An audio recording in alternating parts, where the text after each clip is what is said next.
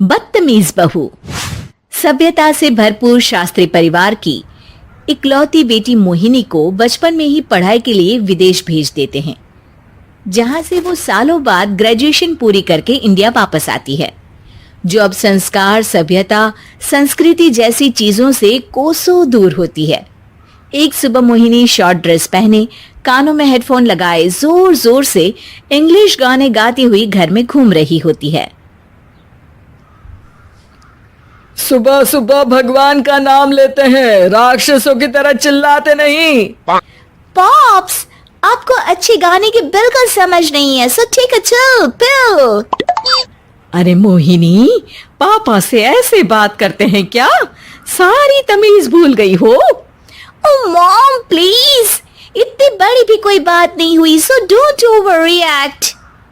ऐसे ही दिन बीतते हैं जिसमें मोहिनी के तौर तरीके, रहने और बात करने का ढंग उसकी मम्मी पापा को परेशान करने लगता है।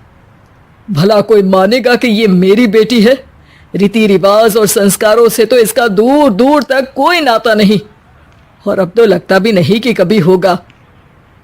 अरे ऐसे कैसे नहीं होगा? लड़कियां सारे नखरे अपने माँ बाप को ही दिखाती है। ससुराल जाकर उन्हें सब कुछ करना भी पड़ता है और मानना भी।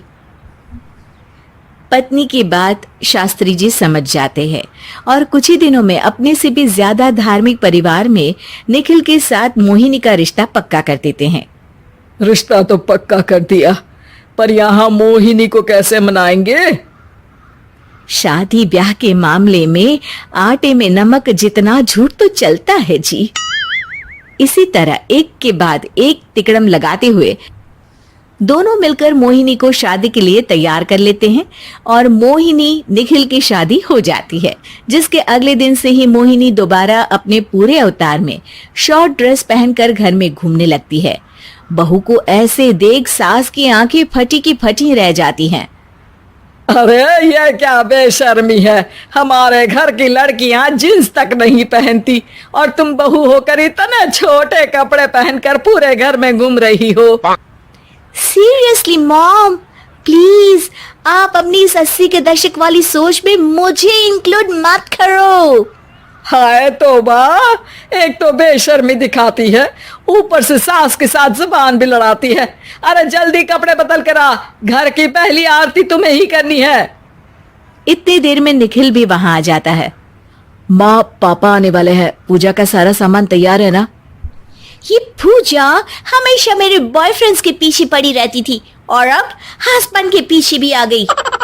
मोहिनी की बातें सुन सास तो अपना सिर पकड़ लेती है, लेकिन निखिल किसी न किसी तरह उसे पूजा के लिए कन्विंस करके कपड़े चेंज करने के लिए भेज देता है, जिस पर पूजा खत्म होने के बाद वो एक बार फिर अपनी शॉर्ट ड्रेस में आ जाती है। बहू, ये क्या तरीका है? संस्कार नाम की कोई चीज है या नहीं? नहीं ससुर जी, संस्कार मेरा दूसरा बॉयफ्रेंड था, अब तो मेरा उससे कोई कांटेक्ट नहीं है। मोहिनी का जवाब सुन के ससुर तो भगवान नाम जपते वहां से चले जाते हैं, लेकिन सास बहू के बीच कहा सुनी फिर शुरू हो जाती है, जिसे इग्नोर करते हुए मोहिनी घर से बाहर चली जाती है और देर रात घर वापस आती है।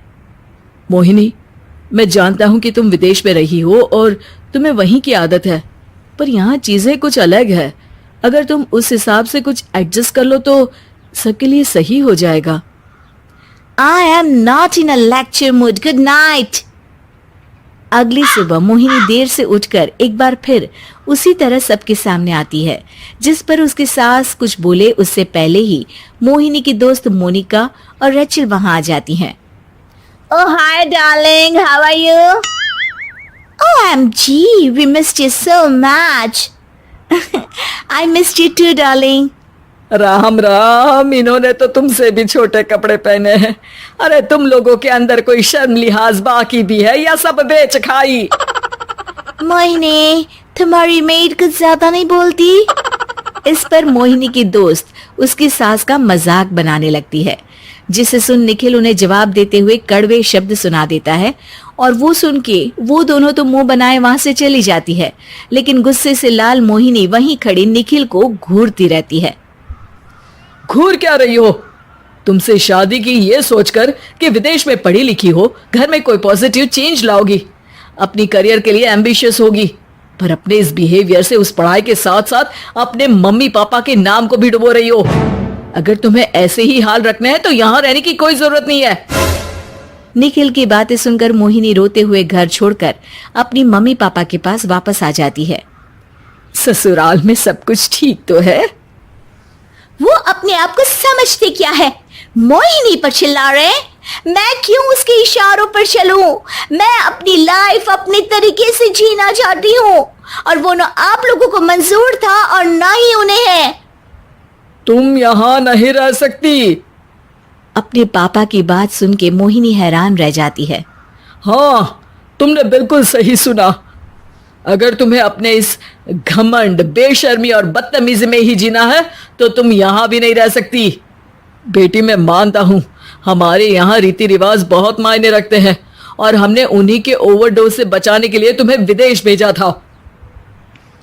एक लड़की जो शादी करके घर और बच्चे संभालती है, उससे तुम अपने आप को ज्यादा समझ सको इसके लिए भेजा था। तुम उससे ज्यादा समझो और बनो, पर तुम तो किसी दूसरी ही ट्रेन में चढ़ गई बेटा। उसके मम्मी पापा बहुत देर तक मोहिनी को सारी बातें समझाते हैं, जिन्हें सुनकर मोहिनी को अपनी गलती का एहसास होता है। वो जॉब ज्वाइन कर लेती है और ससुराल वापस आकर उन्हें मॉडर्न बनाती है और खुद भी कुछ रिवाज सीखते हुए खुशी से रहने लगती है।